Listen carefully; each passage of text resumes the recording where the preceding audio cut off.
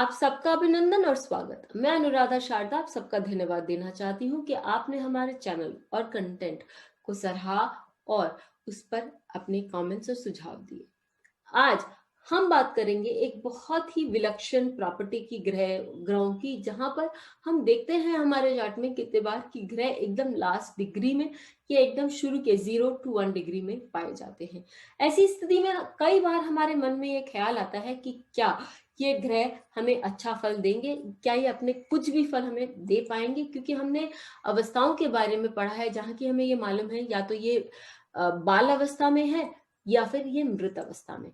मैंने एक western astrology की किताब में एक बहुत सुंदर वाक्य पढ़ा था, जो कि आज मैं आपके सामने जिस पर बात करने जा रही हूँ। लेकिन उससे पहले यदि आप ये वीडियो या कोई और वीडियो ऑडियो फॉर्म में सुनना चाहते हैं तो हमारे स्पॉटिफाई चैनल को डेफिनेटली लाइक करें, सब्सक्राइब करें और वहां पर आप ये वीडियो और बहुत सारे वीडियोस ऑडियो फॉर्म में सुन सकते हैं। तो चलते हैं उस डिक्टम की ओर जो मैंने वेस्टर्न एस्ट्रोलॉजी की किताब में पढ़ा। अ प्लैनेट, जो भी कोई भी प्लैनेट लास्ट डिग्री में होता है किसी भी राशि की, तो उस जो भी उसने पूरा संजोया है, पूरा अपने उस राशि के में जर्नी करते वक्त, उस समय उस यात्रा में जो भी उसने संजोया है वो आपको पूरा का पूरा देखते हुए जाता है। इसका मतलब है कि आपको बहुत सारी खुशियों से, बहुत सारे आपकी जो इच्छाओं से नवाजता हुआ जाता है, या फिर वो सारा कुछ इकट्ठा करके आगे बढ़ जाता है, ताकि किसी जन्म में वो आपको जब वो अगली राशि में आए तो आपको बहुत कुछ दे सके। अर्थात वो ग्रह आपको या तो बहुत कुछ नवाजेगा या फिर एक सुंदर सा डब्बा, लेकिन जो अंदर से खाली है, आपके हाथ में थमाता हुआ आगे बढ़ जाएगा। ऐसा क्यों? ऐसा इसलिए क्योंकि हमें बहुत जरूरी है खाली अवस्थाओं को नहीं, नक्षत्रों को भी देखना। जो नक्षत्र लास्ट की डिग्री में आते हैं वो केवल 4 ही हैं: सूर्य, मंगल, गुरु और बुध। ये नक्षत्र आपके चार्ट में कारक या अकारक है।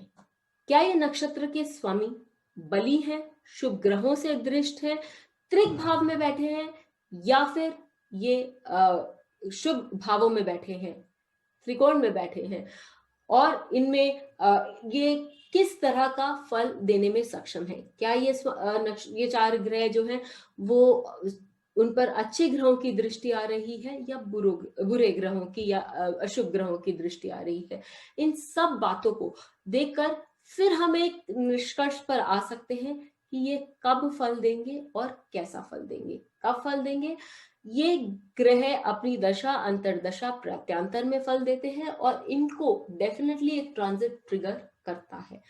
साथ ही ये जो ग्रह हैं वो बहुत कहाँ बैठे हैं उस पर भी अपना फल देते हैं। अब एक चार्ट हम लेते हैं सिल्वेस्टर स्टेलोन का। रॉकी को हम सब जानते हैं और हम ये जानते हैं कि बचपन में इनको बोलने की क्षमता इनकी बोलने की जो क्षमता थी वो बहुत अच्छी नहीं थी। जब ये फिल्म इंडस्ट्री में आए, हॉलीवुड में काम करने आए, तो इनके पास कुछ भी, लिटरली कुछ भी नहीं था। पैसे भी नहीं थे, पैसे भी बिल्कुल नहीं थे। लेकिन इनका यदि हम देखें कि चंद्रमा वो 29 डिग्री 41 मिनट्स यानी कि एकदम कगार पर है लिब्रा वर्गो के, कन्या राशि पर। और जिस नक्षत्र में बैठे हैं उसका नाम है चित्रा। चित्रा नक्षत्र के स्वामी है मंगल, जो गुरु का लग्न है। धनु लग्न होने के कारण गुरु यहाँ पर गज केसरी योग तो बनाता है, लेकिन गुरु के साथ एक बहुत सुंदर रिलेशन डेफिनेटली आ रहा है। मंगल भी जो है वो बहुत अच्छी स्थिति में है। पंचम भाव का स्वामी नवम भाव में आकर विद्यमान है। ऐसी स्थिति में मंगल उनके लिए एक कारक भाव के साथ साथ त्रिकोण से जुड़ जाते हैं, और जो चंद्रमा है अष्टम भाव का स्वामी, यानी कि चेंज, ट्रांसफॉर्मेशन, अचानक से जीवन में वृद्धि होना, और दशम भाव पर आके बैठने का अर्थात ये है कि उनके प्रोफेशन में निरंतर परिवर्तन आना, अचानक परिवर्तन आना। और फिर चित्रा नक्षत्र होने के कारण वो बहुत सुंदर कलाकार माने गए हैं। तो कलात्मक नक्षत्र माना गया है चित्र, और ये सारी वृद्धियां जो है हम उनके चार्ट में देख सकते हैं। ये क्योंकि मंगल एक कारक भाव का स्वामी है, 12th हाउस का स्वामी होने के कारण उन्हें डेफिनेटली इंटरनेशनल नेम और फेम भी देता है, लेकिन साथ ही उनको एक कहीं चोट लगना, हॉस्पिटलाइजेशन होना, ये सारी बातें भी बताता है। अष्टम भाव का स्वामी भी होने के कारण चंद्रमा, उन्होंने खुद अपने कई इंटरव्यूज में ये बात लिखी है कि जैसे जैसे मेरा अध्यात्म बढ़ता गया, जैसे जैसे मेरे ऊपर वाले के साथ कनेक्टिविटी बढ़ती गई, वैसे वैसे मेरे प्रोफेशन में भी आगे मुझे बहुत उन्नति मिलती गई। तो हम ये देख सकते हैं कि चंद्रमा जो है वो अष्टम भाव का स्वामी है, वो उनके अध्यात्म का स्वामी है।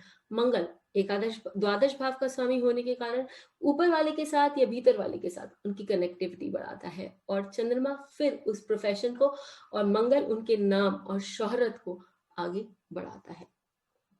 एक और चार्ट हम ले लेते हैं, और वो है ओशो, रजनीश ओशो। उनके बारे में हम सब जानते हैं कि लोग उन्हें, वेस्टर्न मीडिया उन्हें इंडियन सेक्स गुरु के नाम से जानते थे। उन्होंने एक कल्ट, ओशो के नाम का एक कल्ट ही उन्होंने शुरू किया था, और वो गुरु भी माने जाते हैं। तो उनका जो गुरु है वो अश्लेष नक्षत्र में तृतीय भाव, क्योंकि इनका लग्न जो है वो वृषभ लग्न है, में उच्च का बैठा हुआ है और वक्री है। गुरु उनके अष्टम भाव का स्वामी है, और गुरु उनके एकादश भाव का भी स्वामी है।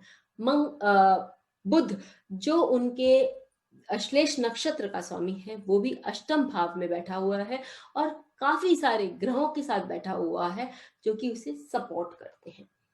अब गुरु और बुध में एक बहुत स्ट्रॉन्ग रिलेशन तो हमें दिखाई देता है, क्योंकि धनु राशि में बुध अष्टम भाव में बैठने के कारण वो गुरु उसका डिस्पोजिटर हो जाता है, और बुध जो है वो गुरु का नक्षत्र डिस्पोजिटर हो जाता है। तो एक संबंध, बहुत स्ट्रॉन्ग संबंध हमें यहाँ दिखाई दे रहा है।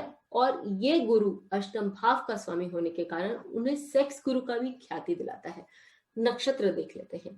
अश्लेष नक्षत्र की ये खूबी है कि अश्लेष नक्षत्र जो है वो सेक्सुअलिटी को भी बढ़ाता है। वो आपके अध्यात्म को बढ़ाता है एक तरफ, लेकिन सेक्सुअलिटी को भी बढ़ाता है। तो यहाँ आप ये देख सकते हैं कि अष्टम भाव से जुड़ने के कारण वो इन दोनों चीजों को बहुत ऊंचा लेकर जाता है, और अष्टमेश गुरु उन्हें गुरु भी उन्हीं संदर्भ में गुरु बनाता है।